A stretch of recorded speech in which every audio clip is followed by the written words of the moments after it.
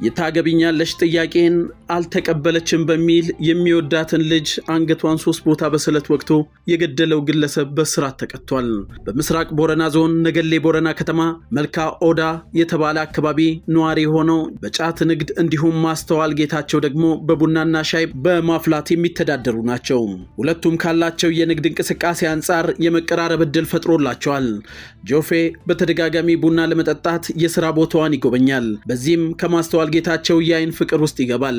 በሷ በኩል ደግሞ ይህ ስሜት እንዳልነበረ የምስራቅ ቦረና ዞን ፖሊስ መምሪያ የኮሙኒኬሽን ጉዳዮች ጽህፈት ቤት ኃላፊ ኮማንደር በቃሉ በለጠ ገልጸዋል። በሁለቱ መካከል ያለው ግንኙነት በዚህ መንገድ እንደቀጠለ ታህሳስ 18 ቀን 2018 ዓ.ም ጆፌ ጥላሁን ለማስተዋል ጌታቸው የታገቢኛለሽ ጥያቄ ለማቅረብ በዝግጅት ላይ መቆየቱን የገለጸው።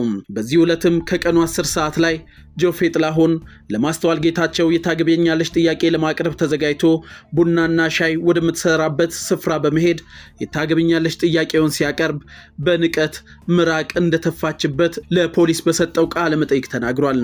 የታገቢኛለሽ ጥያቄን በዚህ መልኩ ስትመልስ ንዴት ውስጥ ገባው የሚለው ጆፌ ጥላሁን ስሜቴን መቆጣጠር አቅቶኝ ወደ ቤት ተመልሼ ስለታም ጩቤ በማምጣት የምትኖርበት አካባቢ ሄዶ ሸሽጎ በያዘው ስለታማ ጩቤ 3 ቦታ አንገቷ ላይ እንደወጋትና የሕክምና ተቋምም ስትደርስ ሕይወቷ ማለፉ ተገልጿል። የድርጊቱ ፈጻሚ ጆፌ ድርጊቱን እንደፈጸመ ለማምለጥ ሙከራ ሲያደርግ የጸጥታ አካላት ከህብረተሰቡ ጋር በመተባበር ሊያመልጥ የሞከረውን ጆፌ ጥላሁን ከስለት መሳሪያው ጋር በቁጥጥር ስር አውለውታል።